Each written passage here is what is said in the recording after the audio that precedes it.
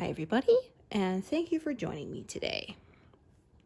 So continuing to work on the peacock's tail feathers. Yeah, coming actually to the end of those fairly soon. I think right around here. Yeah, like 3 more big squares is where the flowers start that are at the edge there on the right hand side. I apologize in advance, there's a bit more background noise today. Yeah, my dishwasher is running, but this was the only block of time I have to make a video with you guys, so it is what it is. Yeah, so lots of reds and oranges in this area, but not too confetti heavy from what I can see, just glancing at it. So yeah, I filled in a whole bunch further down, and this I'm probably going to cut off about here where that dark blue is. Yeah, I'm going to focus more on this and sort of filling what's up top than what's below. At least that's my current plan, and as usual I may change it as I carry on. Yeah, so we will see. Yeah, so it looks like I will be going back to part-time work soon. Yeah, I was offered a mat leave position just for like 2.5 days a week, which is pretty much perfect for me. Yeah, I'm not looking for anything full-time. And yeah, they knew I had experience in office, so yeah, did a little overview today and it looks pretty simple. Yeah, I said actually looks like it's less complex than the last couple jobs I did. Yeah, because the last one I did had dispatching and purchasing and payroll and yeah, lots of stuff. And the one before that was a newspaper office, and we also published a magazine out of the same office. And so yeah, that was that one was pretty stressful. Yeah, like multi-line phone system, and yeah.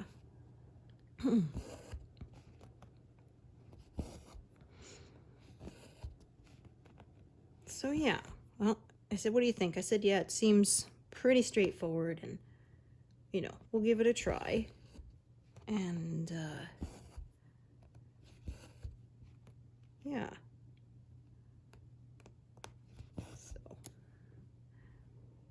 yeah, I haven't done anything since before the pandemic. Just before the pandemic I got laid off, so and we didn't really need my income, and we don't still. We're very fortunate, but figure, yeah, I might as well, right? For 2.5 days a week, might as well. And like I said, if it turns out to be terrible, well, I can always quit, right?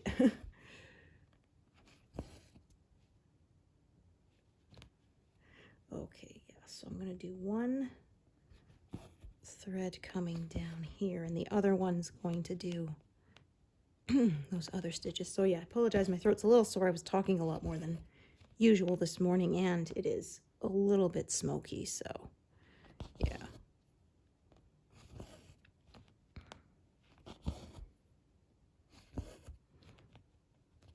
So yeah, our security panel in our house is still, yeah, the horizontal hold on it is gone, is what my husband said. So the thing keeps bouncing around because it can't lock in place. Yeah. And so yeah, he said, like, at that point it needs replacing. But like I said, I think we've had it since like 2019, so yeah, it's served for quite a while. Yeah, we just said, like, the problem is it works as in we can still arm and disarm, but the problem is we have to use the app instead of the panel itself because you can't see where the numbers are, and it'd be too easy to, you know, accidentally push the wrong one and set it off, right? Yeah, so yeah, got a service guy coming in soon.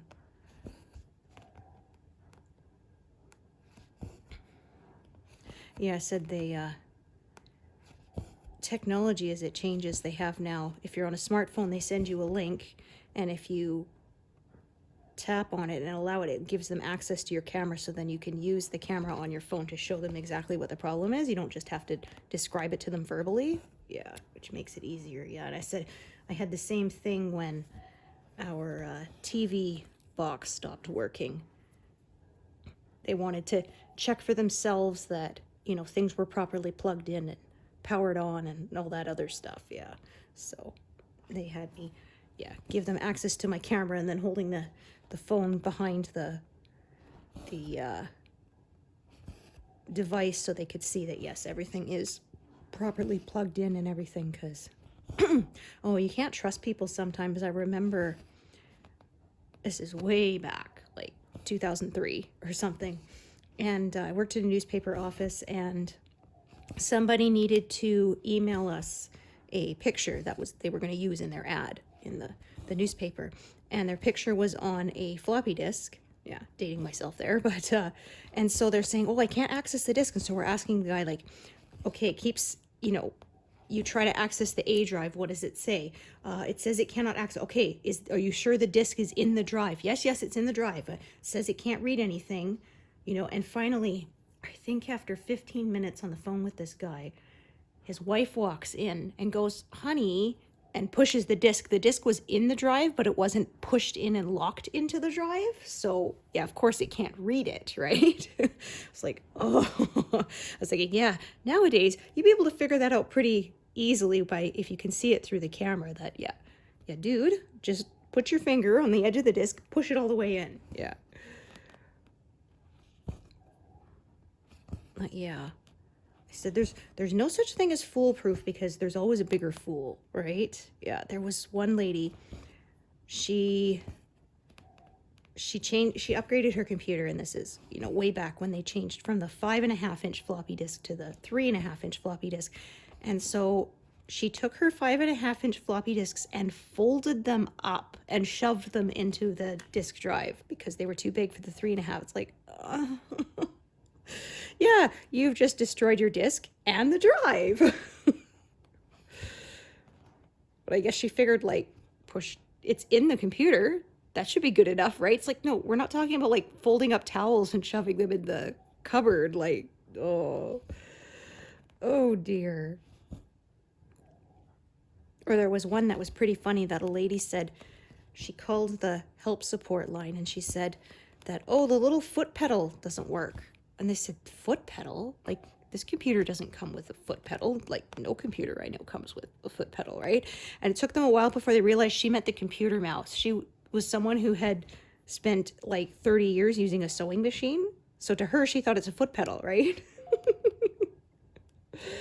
Oh.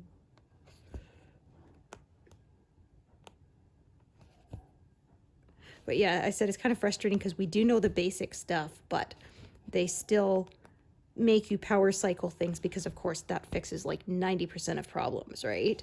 And it's, like I said, it's kind of frustrating to say, well, I already did that and it didn't work, but they can't take your word for it because you know there's people who are going to say they did it who didn't do it, who don't even know what you're talking about, right? Yeah. Darn it, that came unthreaded right at the end. I suppose I could leave it with just a single pin stitch, but... oh, rats. Okay, well, that's annoying.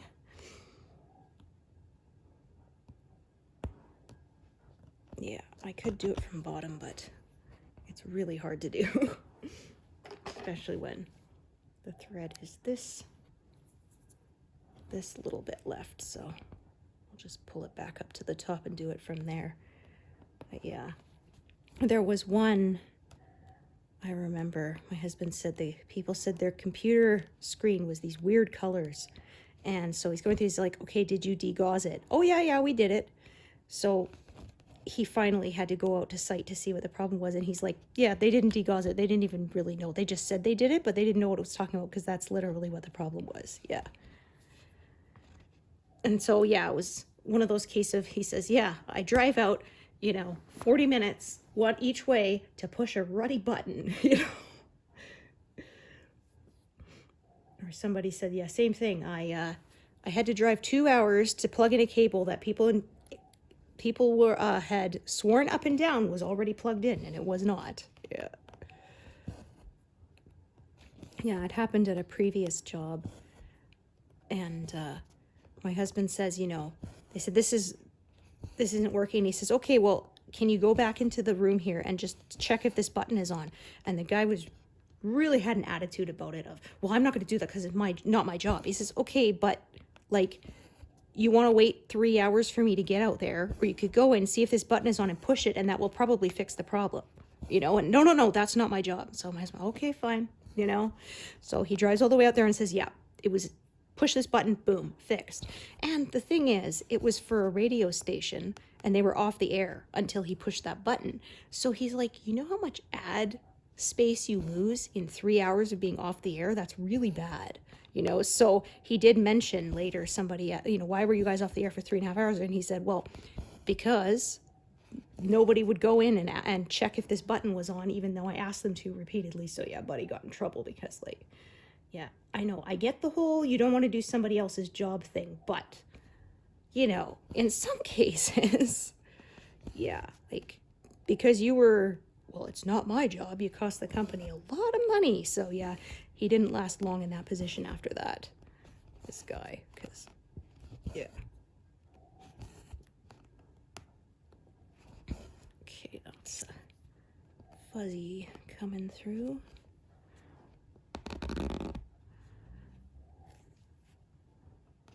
But yeah, you can't assume anything is obvious, because to some people it is not. I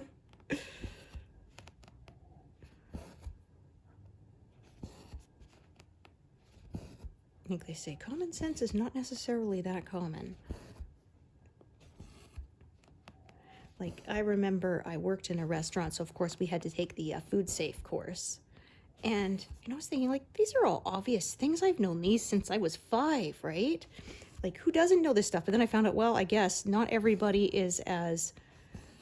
does know this stuff, or is as keen to teach it to their kids as my own mom was. Because, yeah, my mom was very, very careful about food safety.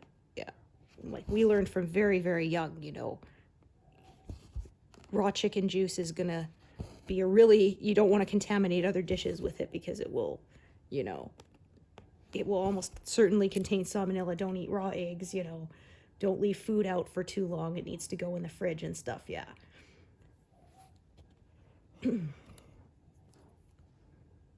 Yeah, it's like, well, I guess that was on me, assuming everybody got taught the same things, right? Yeah. Okay, so yeah, all this orange right up top here. So, like I said, taking this part-time job, so that's going to cut into my stitching time a bit. So yeah, that means I probably won't finish by next Easter. I'd be looking more like about 10 months from now. Yeah. So more like May or June, because I'd be, with the days lost for stitching, I'd be estimating that I'd manage about 6,000 stitches a month instead of 8. We'll see when I actually get there, but that's sort of my estimate. And yeah, I have I'll have to take a look here. I think almost 70,000 stitches left. Yeah, 68 something. So yeah, that would give me like 10 months from now, 10, 11 months from now. So yeah, we'll see. So my one option is to try to keep to 8,000, but that would mean I wouldn't do any work on my firefly piece, or to readjust my goal to 6,000. So yeah, but I do still want to work on my firefly piece, even if I'm not making as much progress on that one. So we'll see. I should still be able to keep up with my 2 videos a week. That is my plan. But I would, of course, have less stitching time in between to get as much done between sessions, right? So yeah, we'll see. But I do still plan to keep up with this channel, so don't worry, I'm not going anywhere.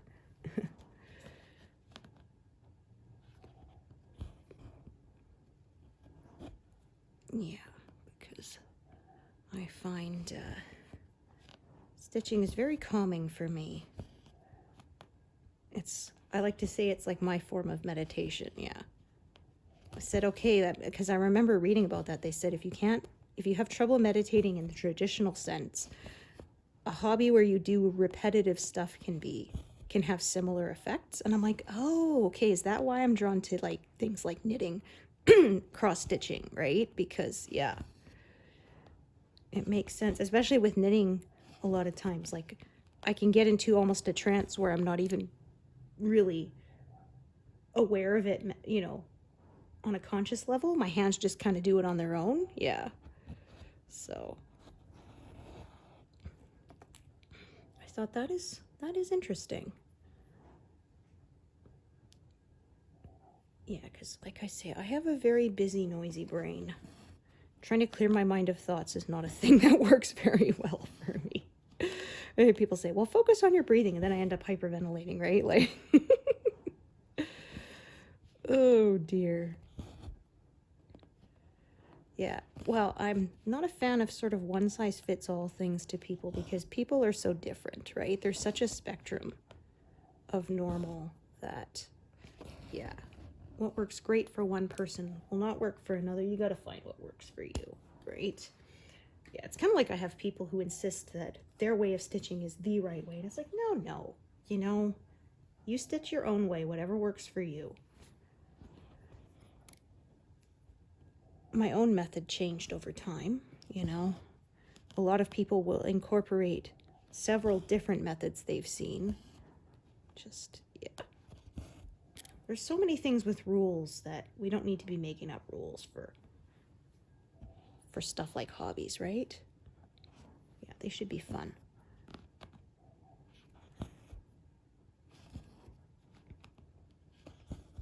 So I did the math, and finishing up this pass in August should still be not a problem.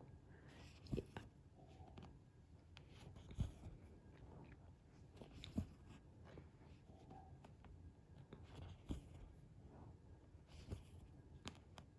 Yeah, but I won't get as far as I thought.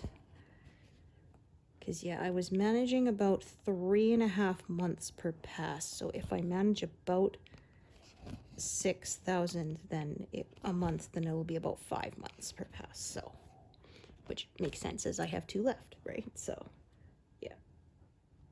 Of course, that is dependent on how detailed an area is too. Yeah, obviously. High confetti areas are slower to stitch than the big blocks areas.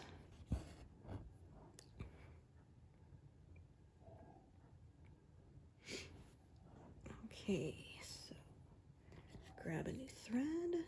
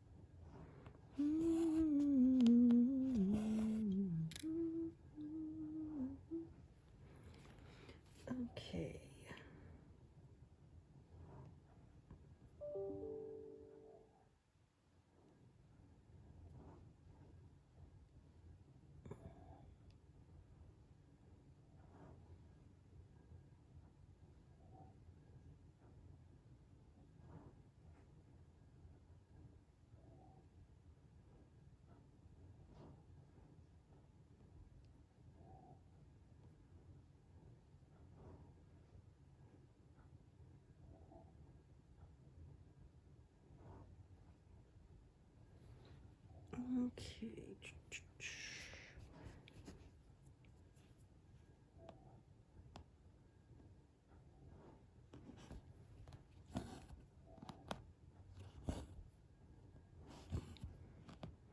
Yeah, so again, the feathers are going that way, so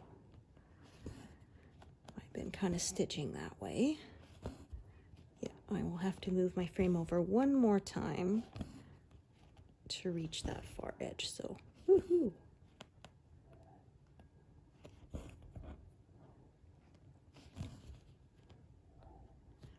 Okay.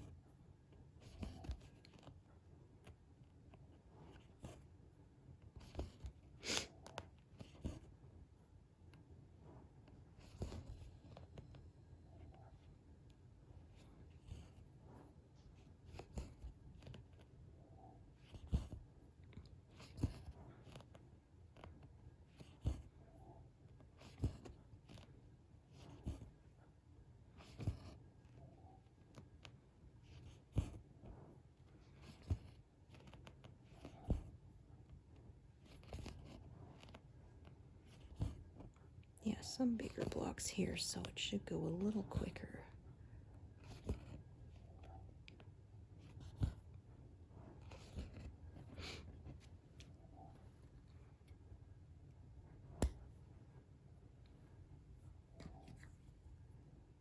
Oh, yeah, need another long piece. Oops. Grab 2 envelopes instead of 1.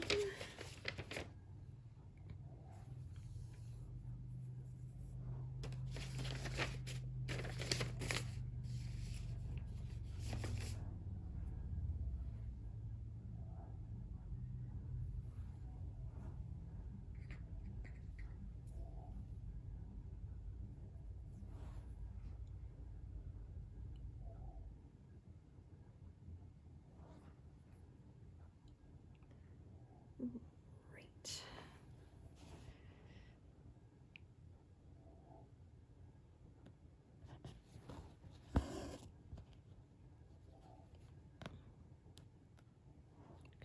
I think that almost looked like I might have. There. Just want to make sure I didn't pierce the fabric and it was actually going through the proper spot. Yeah, I find especially on this 14 count, it's very noticeable if you don't get it all the way across because the coverage is a little less. And yeah, a couple times in 18 count I've discovered I was a little shy, but the thread was thick enough that it, yeah, covered that mistake. But 14 count is, yeah, a little more unforgiving when you're only using 2 strands like me. Yeah, I know some people like 3, but I personally, I don't like when it is too thick.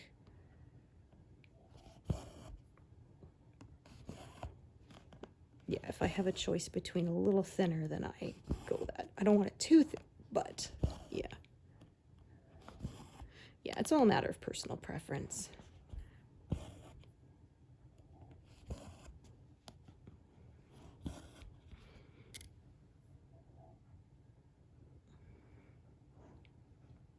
Yeah, like Heaven and Earth Designs recommends, charts theirs for using 2 strands on 25 count, but that is, yeah, my fingers are sore just thinking about it. I use 2 strands on 18 count, and that is plenty thick enough for my preference.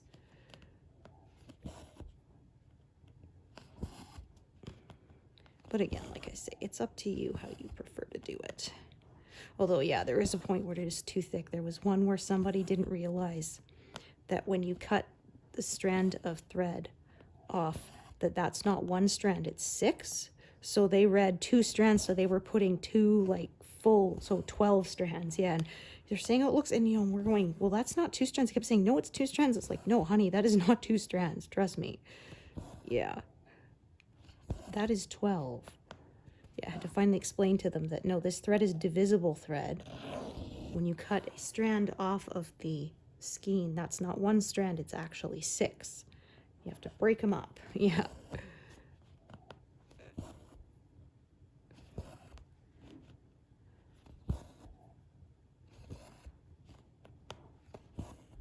But I did the same when I was first stitching. I was using 2 strands, and then it's like, oh, I'll do a loop start. And without thinking, I looped both strands, and it's like, oh, wait a minute. Now it's 4. Yeah. That's not right.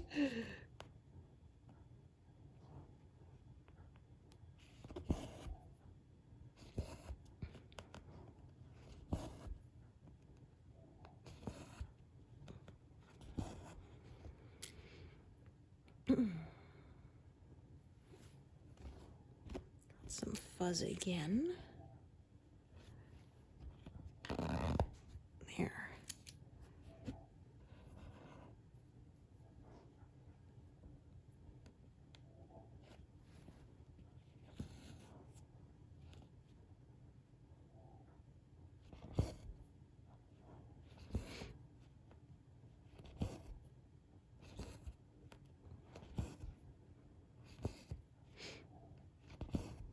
Yeah, so like I said, my kiddo starts his apprenticeship in the fall. So he's enjoying his last summer, and yeah, been doing some activities at the youth center.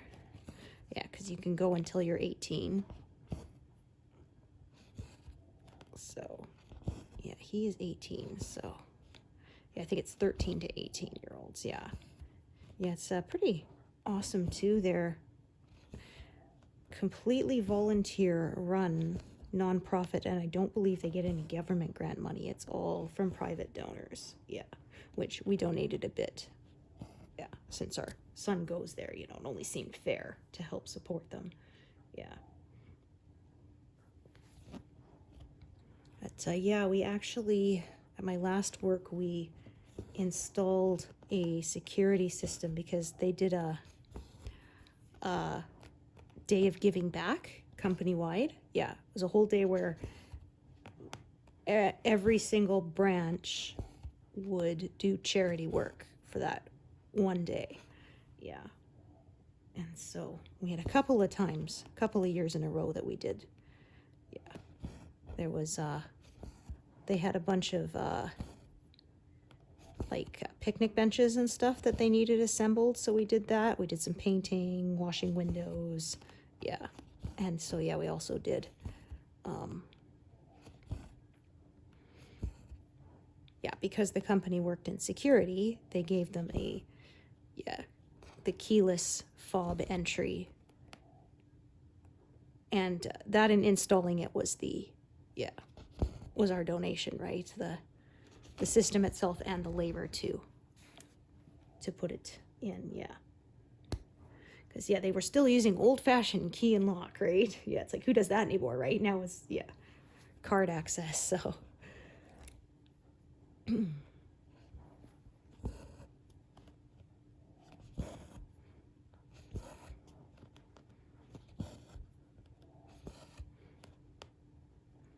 Yeah, there was one year we volunteered at the local DV shelter. So, yeah, I remember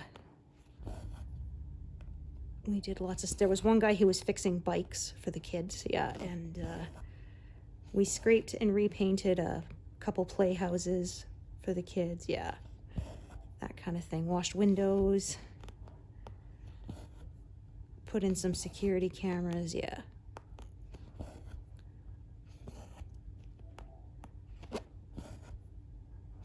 So yeah, at the time, I generally worked part-time. I was, you know, someone who worked from like 9 until noon, 4 days a week. And then, but that day I had to put in the whole 8 hours, yeah. Except, well, I didn't technically put in 8 hours. I put in, I think, 6, because at the time my son was young enough that he was still in elementary school. So yeah, they understood I had to leave early to go pick him up. But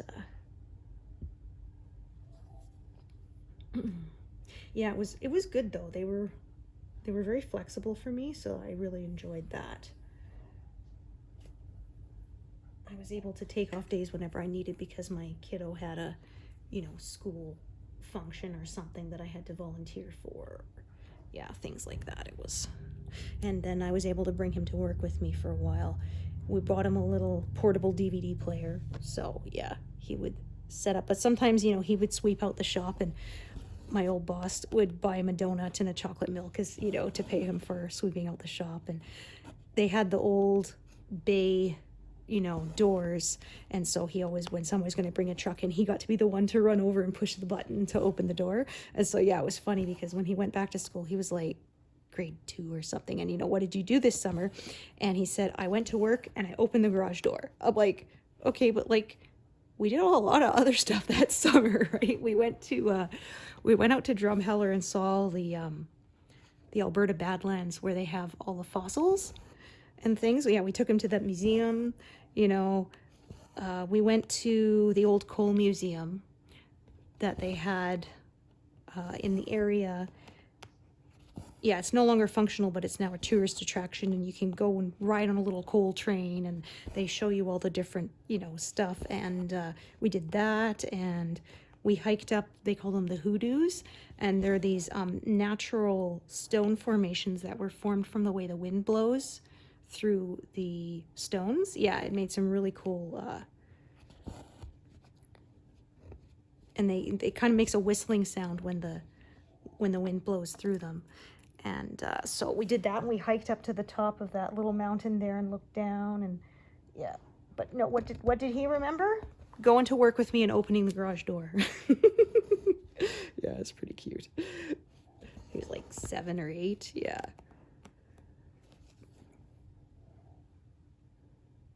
Yeah, it was like one time they had, what do you want to be when you grow up? And it was in kindergarten. And he says, well, what I want to be when I grow up. And my son wrote, nothing. I will not get bigger, And so he said, well, what's this about? And I said, oh, well, it's Peter Pan syndrome. He doesn't want to grow up, But then I told him, well, if you don't grow up, you'll never be able to drive a car. He's like, oh, okay. I guess I can grow up then, Yeah, you got to know what motivates them, right?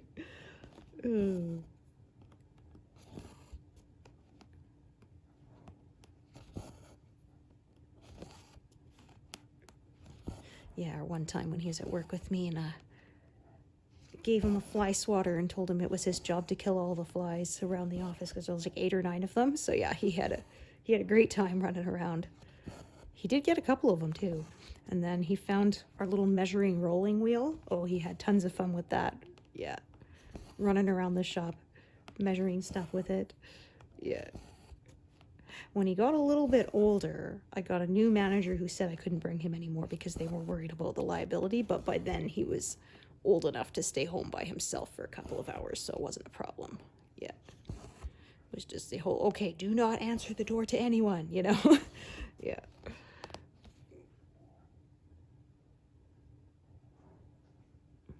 Okay, I'm going to a little bit of extra thread usage across the back here, but I will extend that far. Oh, that is not right yet. There must be a knot. Oh, yeah, there it is. Darn it, I hate when that happens. Yeah, you can see it right there. Rats. I don't know how that even happens. It must loop in on itself or something. Okay.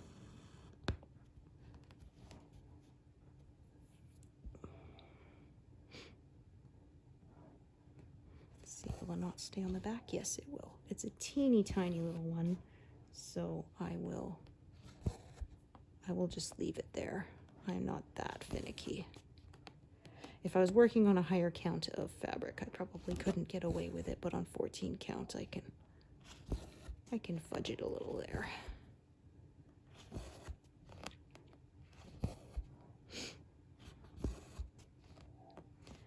Yeah, we've been, like I was talking about, hiking up the hoodoos. We've been there a couple of times.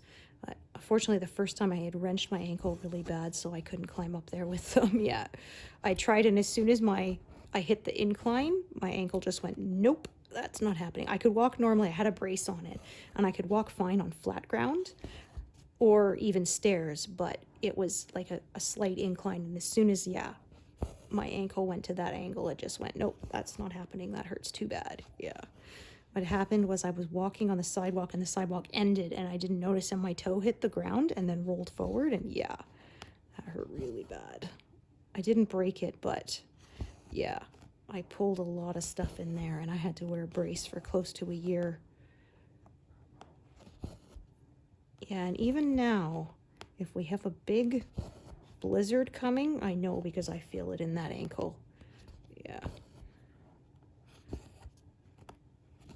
Yeah, the pressure change, I can feel it. Yeah, I didn't understand when I was younger and people saying there's a storm coming, I can feel it in my bones, but yeah, now I do, because I can.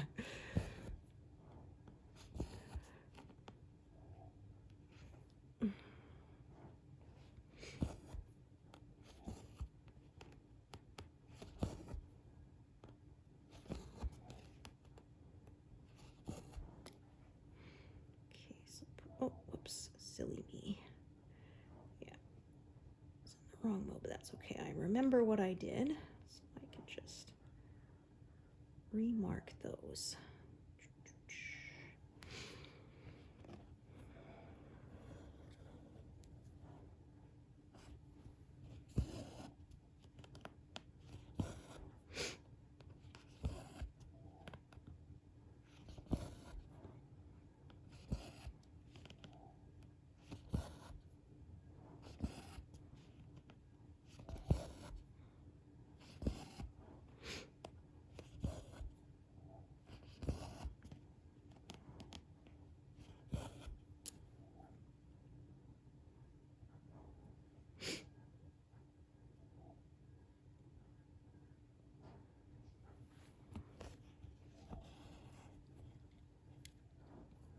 See if that will come out. Okay, I'm just gonna separate this, yeah. There we go. Yeah, it's trying to grab some other threads that are further to the right, and I don't need them right now, so just set them aside.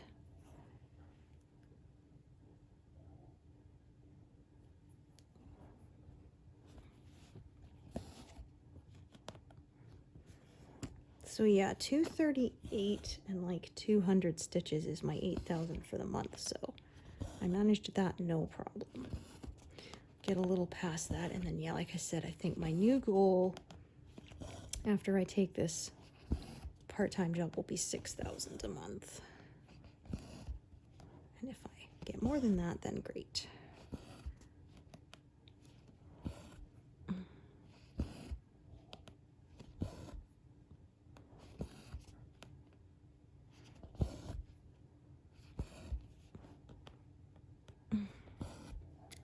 Okie doke.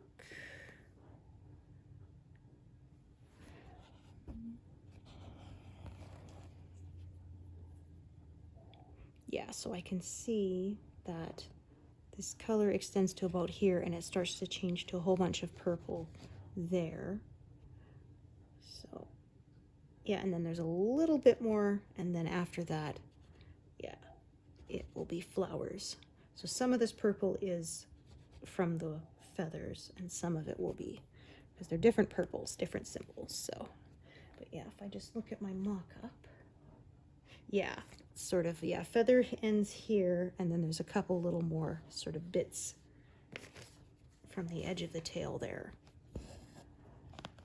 But yeah, the tail feathers are pretty much done that are in this pass. I think there's some in the next one. Yeah, and there's a teeny bit in the last one. Got a knot again.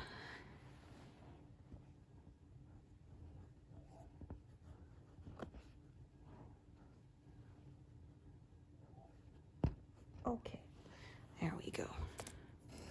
That's better.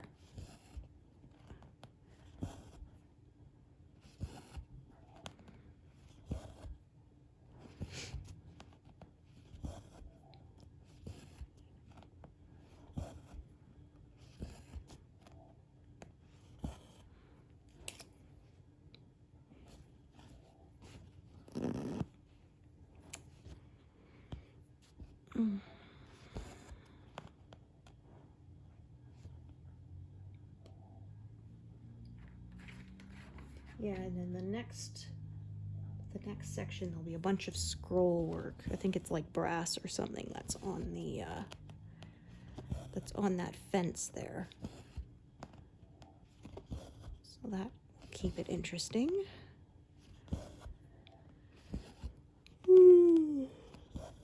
But yeah, definitely will not be done by the end of this year now. Because yeah, like I said, I will have a little less time.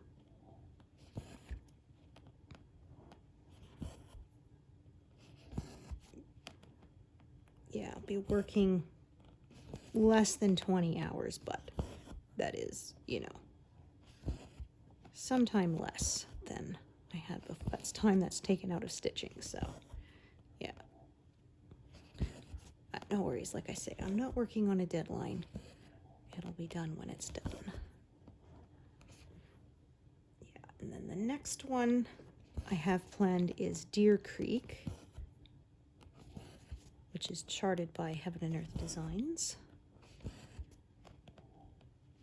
And then after that, probably a Thomas Kincaid piece, Twilight Cottage is the next one. Yeah. I got that one all, the fabric is all prepared. Edges are serged and the grid has been sewn on, so yeah, it's all ready to go.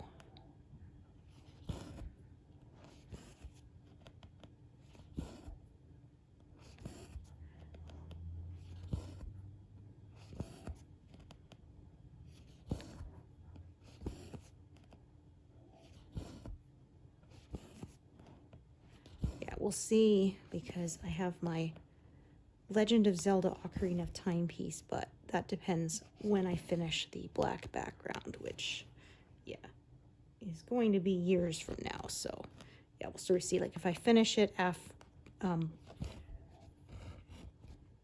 you know, while I'm working on Deer Creek, then that one will probably be the next main piece. If not, then I'm going to do the Thomas Kincaid piece, yeah.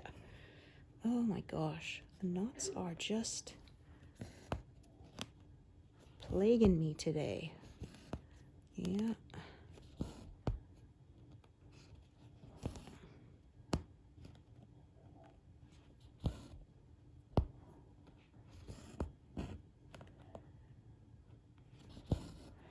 Yeah, I probably have more charts than I will ever be able to stitch. Okay, you're just not going to behave, huh? Than I will ever be able, but I try not to have too many started at once. Yeah, that's not going to do it. Yeah, no judgment on those who do like to have tons started. That's totally up to you. But for me, I don't wish to do that. Oh, yeah, I think I've blown it. I should have cut this out. Yeah. Okay. Yeah. That's what I get for being cheap. Thought I could make it work, but no. Okay.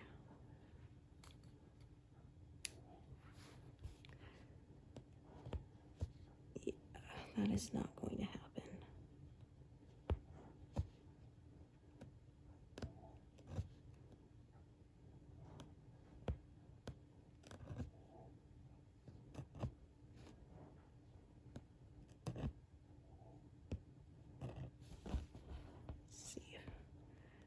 Pull back to get a piece long enough to tie it off, yeah.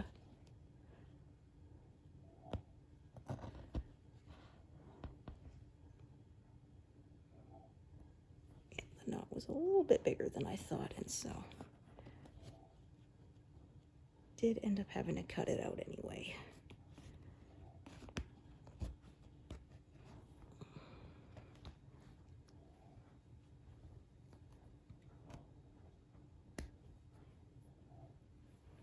All right.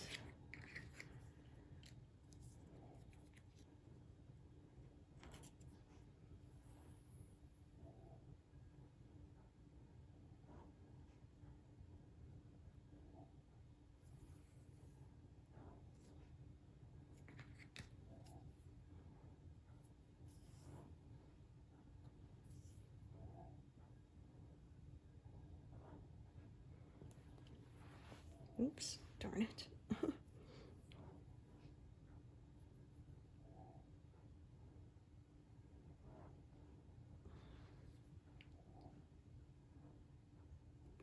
There we go.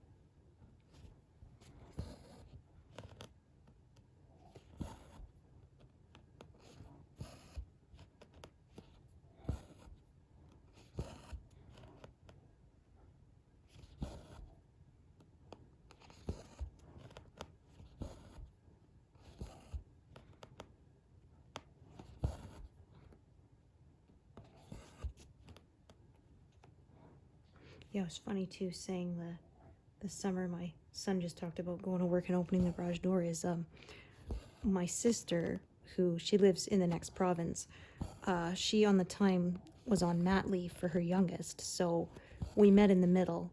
Yeah. So she drove partway, we drove partway, we met in the middle, and it's like, yeah, you got to see your cousins. You meet your brand new cousin, you know, and see your older cousin. It's like, yeah, that wasn't noteworthy, I guess. Yeah, because my sister, she has her own business. She makes handmade incense, and so one of her big things was she went to the different music festivals to set up a booth, because obviously, yeah, that's that fits her clientele really well, right?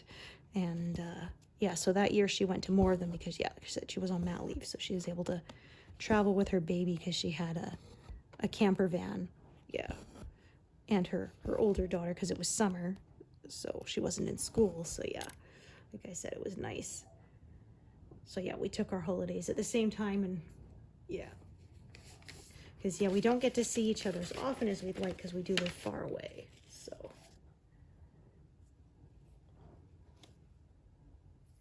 yeah, then she contacted me and said, do you have these days free? Are you interested in driving, you know, to this midpoint between us? And yeah, we'll do that for sure. So yeah.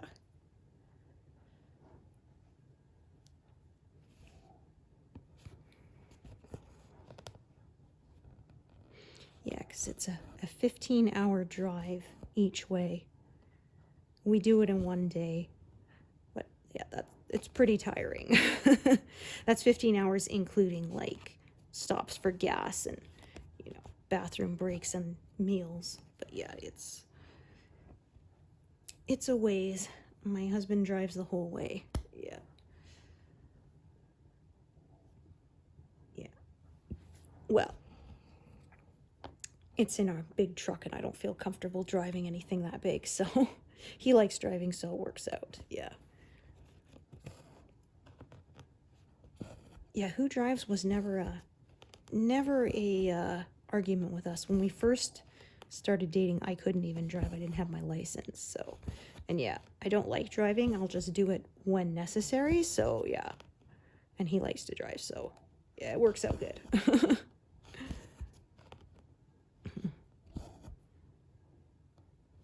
But yeah, I remember a couple times when I was a kid, we went on big long trips and my dad was driving, and me and my mom and my sister, we all, you know, took naps in the car, and we get there, it's like, okay, let's do this. And my dad's like, okay, well, you guys got to sleep. I was driving for the last 8 hours. I'm tired, you know.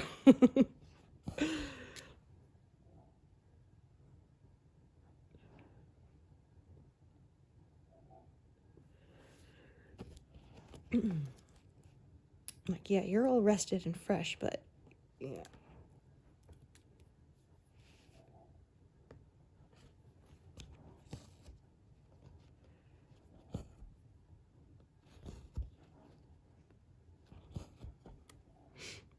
Well, I kind of prefer taking the big truck because I get motion sick really easily, so I find the bigger vehicle, that happens a lot less. Yeah. I wear these little pressure point wristbands, you know, the C bands that they sell, and they do help, but yeah.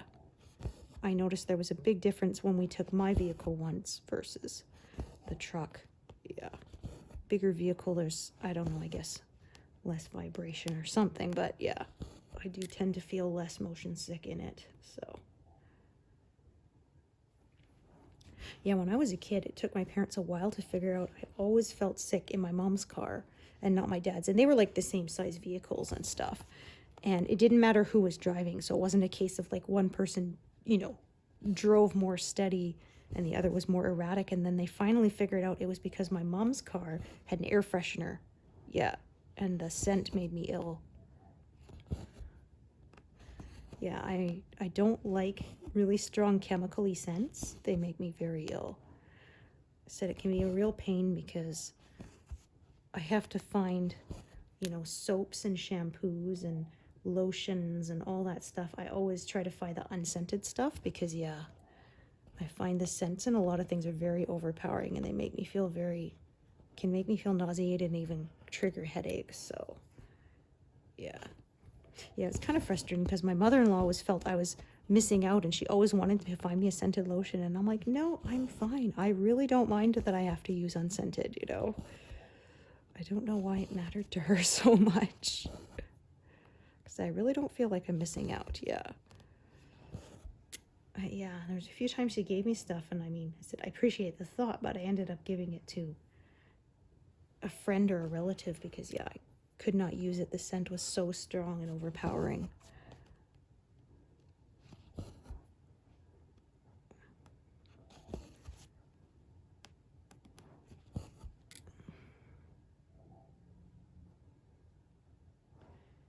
Okay, back up to the top again. So yeah, closing in on that 200. Like I said, with this, there's not as many colors here, so yeah, I don't have to change them as often, so it does go fairly quickly.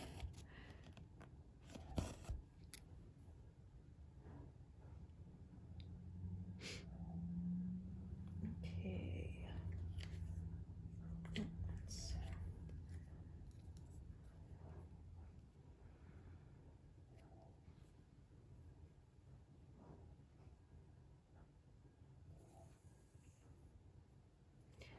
Yeah, I remember my first job that wasn't babysitting or a paper route was at Zeller's. It was during Christmas time and we would have to keep the displays tidy and stuff. And yeah, I always swapped with anyone if they ended up in the if I ended up assigned to the laundry soap aisle or like the health and beauty aisle, because yeah, all the sense of everything was just like, whoa. Yeah. Yeah, I said when I have to pick up a more laundry soap, it's like, okay, inhale, run down as fast as I can and grab the brand I know I want, and then yeah, exit the aisle as quickly as I can without being reckless where I might hit somebody with my cart. Yeah. Oh.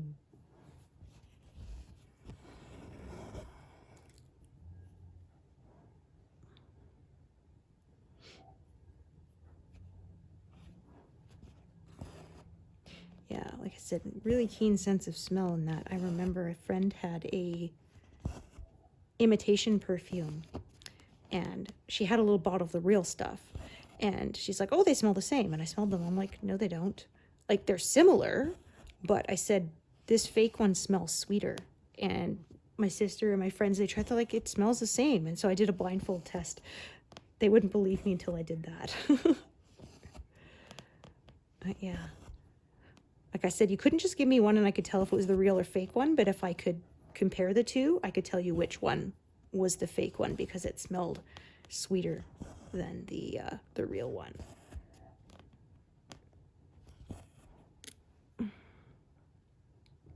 Yeah, I think I had to do about 4 or 5 times before they believed that I wasn't making it up.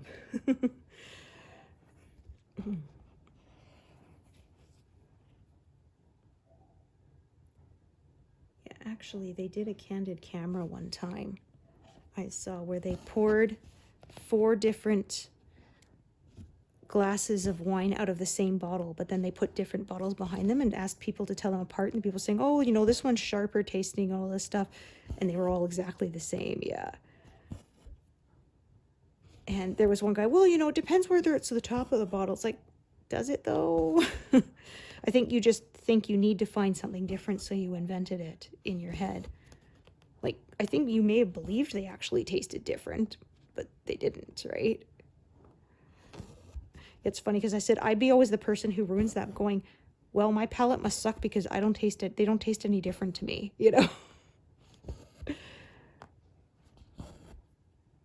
Yeah, I said I was the kid in school who walked past the whole line of people standing outside the door and tried it and was the one who discovered it was unlocked because, like, the first person who showed up never bothered to try the door.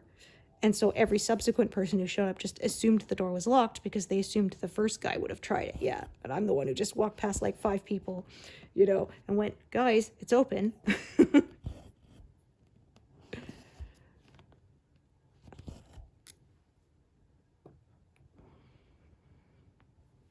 It's like I remember that short story where guy was supposed to escape from a room in like 3 hours or something, and he pulls the light fixture down and tries to use the little arms of it to like scrape out the mortar between some stones to try and get some stones out, and of course he doesn't get it.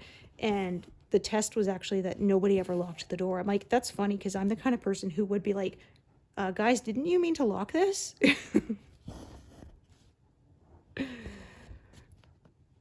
Because yeah, it's open.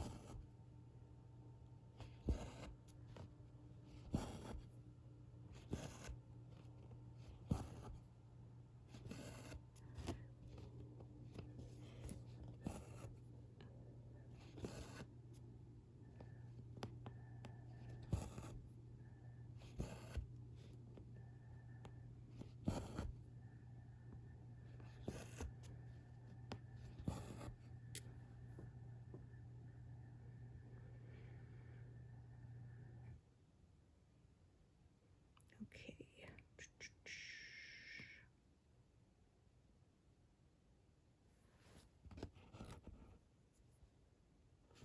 Oh yeah, I've blasted past that 200 now.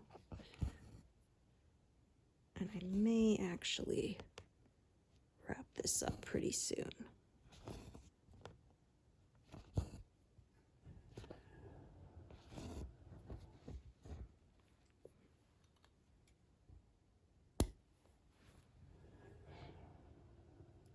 Yeah, I think last month I got to 232.66. So yeah, I'm almost exactly there at that 8,000 mark. 198, so yeah, less than 100 stitches off from that. So that is, yeah, not a problem. I will reach that for sure, because I think I have one more session with you guys this month. So yeah, that will be no issue. And then yeah, like I said, looks like I'll be starting part-time job next month, so I won't have quite as much stitching time, although I still do plan to keep stitching.